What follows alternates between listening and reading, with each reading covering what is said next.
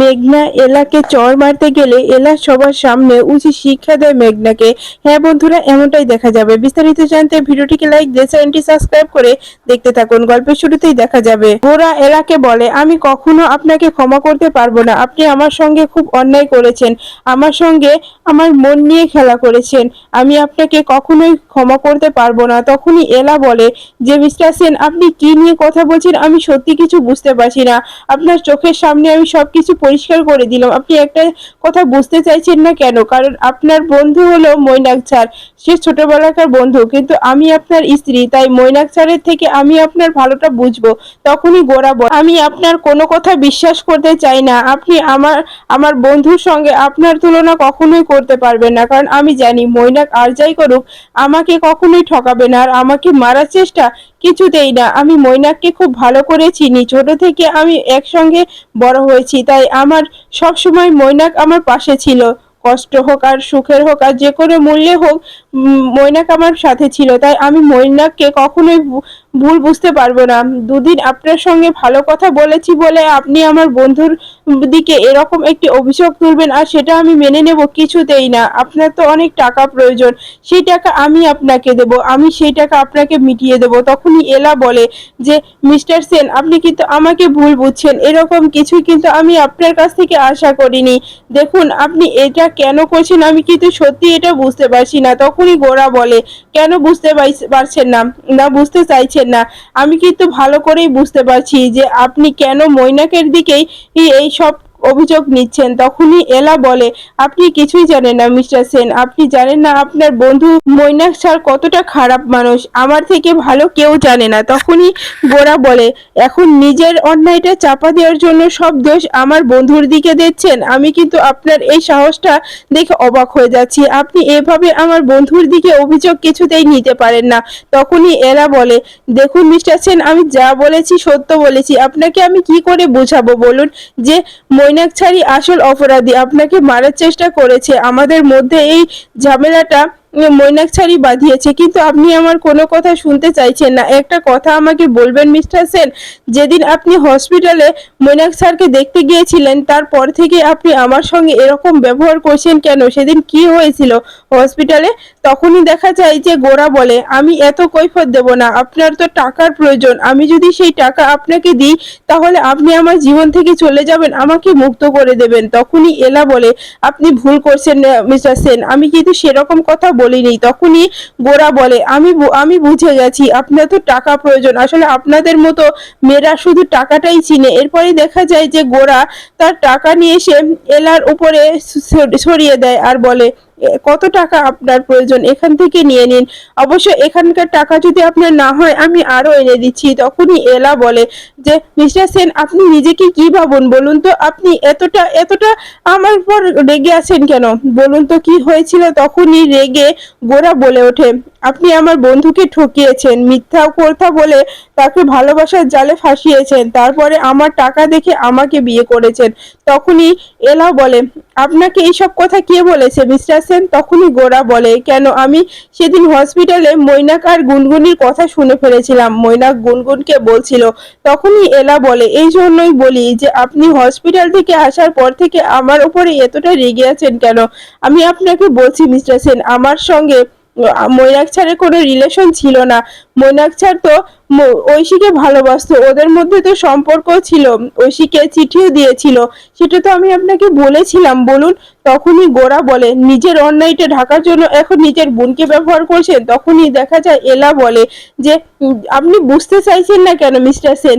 সত্য কথা বলছি, আপনি ঐশীকে জিজ্ঞাসা করতে পারেন, ঐশী তো এ বাড়িতেই আছে, চলুন ঐশীকে জিজ্ঞাসা করি। তখনই গোরা বলে, আমি কাউকে জিজ্ঞাসা করতে পারবো না, আমাকে ছেড়ে দিন, আমি আপনার কোনো কথাই বিশ্বাস করতে পারছি না, তাই আপনি আমাকে কখনোই কোনো বিষয় নিয়ে এতটা চাপ দিতে পারবেন না। তখনই এলা বলে, মিস্টার সেন, আমি আপনাকে কি করে বুঝাবো বলুন, আমি যা বলছি সত্য বলেছি। এরপরে দেখা যায় যে গোরা রাগ করে ঘর থেকে বের হয়ে যায়। এরপরে অন্যদিকে এলা সবার জন্য ব্রেকফাস্ট বানিয়ে এসে ঘরে চলে যায়। তখনই সেখানে ঐশী এসে সবাইকে ব্রেকফাস্ট দিতে থাকে আর বলতে থাকে যে আমি এসে গেছি, এখন এবারই সব দায়িত্ব আমি নেব, আমি সবার হয়ে কাজ করব। তখনই দাদুভাই বলে ওঠে, হ্যাঁ ঐশীমা, তুমি তুমি তোমার মতো করে সবারকে আপন করে নিয়েছো, এতেই বড়। তখনই দেখা যায় ঐশী বলে, দাদু আমি জুস এনেছি, তোমার জন্য জুস দিচ্ছি, এটা খেয়ে নাও, দেখো কেমন হয়েছে। তখনই দেখা যায় যে গোরার পিসি এসে বলে, ঐশী আজকে তো তুমি তাড়াতাড়ি সবকিছু করে ফেলেছো দেখছি। তখনই দেখা যায় যে ঐশী বলে ওঠে, হ্যাঁ আমি সবার জন্য সবকিছু করেছি। তখনই দেখা যায় সেখানে গোরার মা আসে আর বলে, এই সবকিছু তো এলা রান্না করেছে, এলা বানিয়ে এলা ঘরে গেছে আর এখন সার্ভ করছে ঐশী। তখনই দেখা যায় যে পিসিমণি বলে ওঠে, এটাই তো বলি, আসলেই তো ঐশী তো এত কাজ করতে পারে না। যদি এলা ঠিক মতো ব্রেকফাস্ট না বানাতো তাহলে আজকে কারোর কপালে ব্রেকফাস্ট জুটতো না। তখনই দেখা যায় যে ওখানে এলা চলে আসে আর এলা রেডি হয়ে নিচে নামা দেখে ঠাম্মি খুব রেগে যায় আর বলে, এই যে মহারানী এসে গেছে, মহারানী এখন কোথায় যাচ্ছে। তখনই দেখা যায় যে গোরার ঠাম্মি এসে এলাকে বলে, এই যে মেয়ে এখন এভাবে সেজে গুছে কোথায় যাওয়া হচ্ছে, কিছু তো বলনি। তখনই এলা বলে, আসলে ঠাম্মি আমি অফিসে যাচ্ছি। তখনই দেখা যায় যে ঠাম্মি বলে ওঠে, আমার বাড়ির বউ কখনোই অফিস করতে পারে না, আমার বাড়ির মেয়ে বউরা বাড়ির বাইরে গিয়ে কাজ করবে সেটা আমি চাইবো না। তখনই দেখা যায় ঐশী বলে, দি তুই বুঝতে চাইছিস না কেন, যেখানে ঠাম্মি তোকে কাজে যেতে নিষেধ করছে সেখানে তুই কাজে কেন যাচ্ছিস। তখনই দেখা যায় যে ঠাম্মি বলে ওঠে, আমি তো কথা বলছি, তোমাকে কথা বলতে হবে না ঐশী।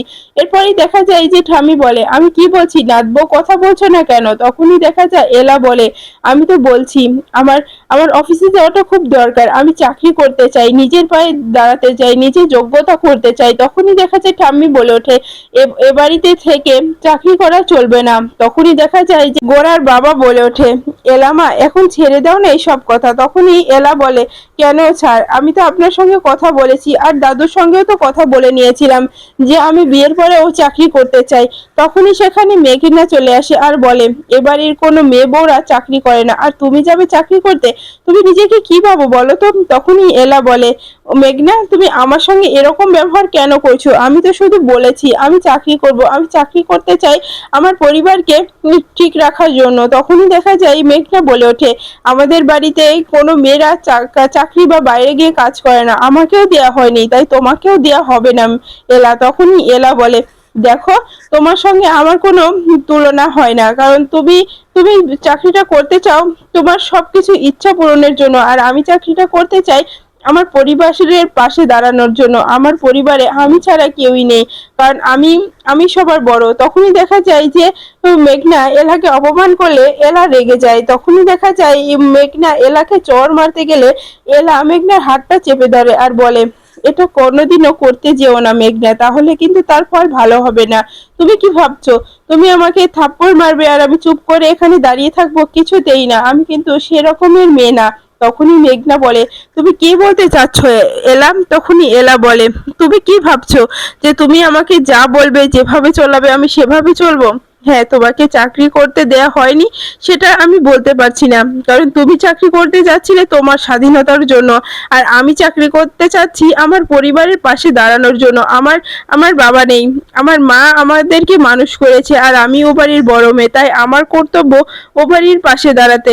তখনই দেখা যায় মেঘনা বলে ওঠে, তাহলে এ বাড়িতে থেকে দাদা ভাইকে দিয়েই তো সবকিছু করাতে পারো, আবার নিজে নিজে চাকরি করতে চাও কেন? তখনই দেখা যায় ঠাম্মি বলে ওঠে, হ্যাঁ এলাম, তুমি এ বাড়িতে এসেছো, আমার দাদু ভাই তোমাকে খাবারের বা সবকিছুর দায়িত্ব নিয়েছে, তাই তোমার বাড়িরও দায়িত্ব নেবে আমার দাদু ভাই, তোমাকে বাইরে কাজে যেতে হবে না। তখনই এলা বলে, ঠাম্মি আমার আত্মসম্মান বলতে একটা বস্তু আছে, তাই আমি অন্যের টাকা দিয়ে আমার পরিবারটা কি চালাতে পারবো না।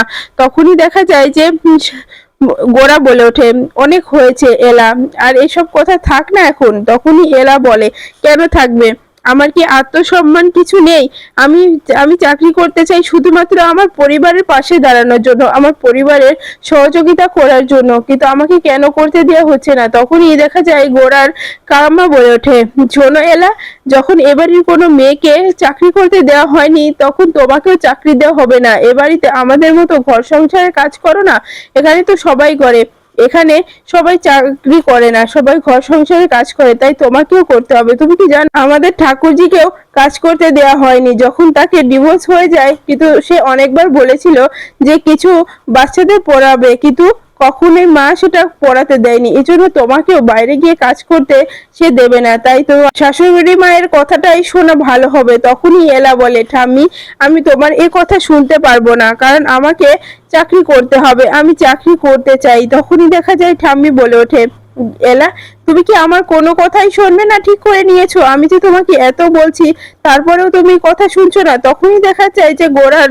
কাম্মা বলে ওঠে, এলা শোনো একটা কথা, আমাদের বাড়ির ছেলে যদি না থাকতো তোমরা কিন্তু উদ্ধার হতে না। তোমাদের বাড়ির মেয়েকে বিয়ে করে আমাদের বাড়ির ছেলেরা তোমাদেরকে উদ্ধার করেছে, তারপরে আবার এরকম কথা বলছো। তখনই দেখা যায় দাদু ভাই বলে ওঠে, এলামা আমার একটা কথা শোনো, এখন তোমার ঠাম্মি যেহেতু তোমাকে চাকরি করতে দিতে চাইছে না, আসলে আমাদের পরিবারে সেরকম নিয়ম নেই, তাই বলছি যে তুমি চুপ করে থাকো। কারণ না দাদু ভাইকে বলবো মাঝে মাঝে তোমাদের বাড়িতে গিয়ে কিছু টাকা দিয়ে আসতে, তাহলে সেটা দিয়ে তোমাদের খরচ হয়ে যাবে। তখনই এলা বলে, দাদু ভাই আমি তোমার কাছ থেকে এরকম আশা করিনি, এরকম কথায় তুমি এরকম কথা যে আমাকে বলতে পারো সেটা আমি ভাবতে পারিনি দাদু ভাই। আচ্ছা আপনি কি বলছেন বলুন, আপনি তো সবকিছুই জানেন। তখনই দেখা যায় গোরার বাবা মনে মনে বলতে থাকে, আমার কিছু করার নেই এলামা, কারণ আমি যদি কিছু করতে চাই গোরা আমাকেই ভুল বুঝবে, আর এখন যা করতে হবে সেটা বাবাকেই করতে হবে, কারণ মায়ের উপরে কথা বলার সাহস আমার নেই। এরপরেই দেখা যায় যে গোরার কাকিমা বলে ওঠে, শোনো এলা, এ বাড়িতে থাকতে হলে আমাদের কথা মতোই থাকতে হবে, আর শাশুড়ি মার কথা মতোই থাকতে হবে, তাই সবকিছু মেনে নিয়ে সংসারে মনোযোগ দাও। তখনই দেখা যায় যে এলা বলে, আমি যেহেতু বলেছি যে আমি চাকরি করব তো করবই, আমি এখানে কথা দিচ্ছি সবাইকে যে আমি সবার মন জয় করে আমি চাকরিতেই যেতে চাই। এরপরেই দেখা যায় কৃষ তার ভাইকে বলে যে এবার যে বৌদি ভাই কতটা কথা শুনতে হবে ঠাম্মির কাছে কে জানে।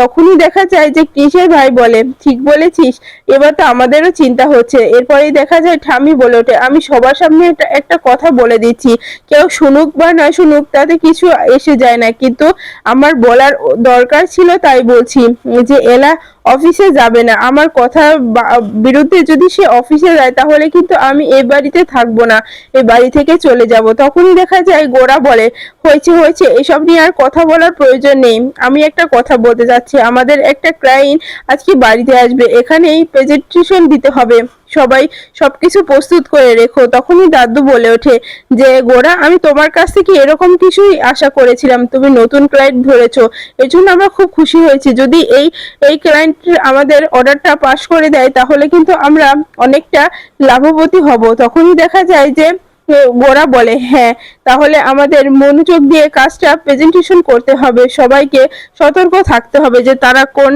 কাজটাকে নিয়ে তারা খুশি থাকতে হয়, আমার কথাটা যেন সবার মনে থাকে।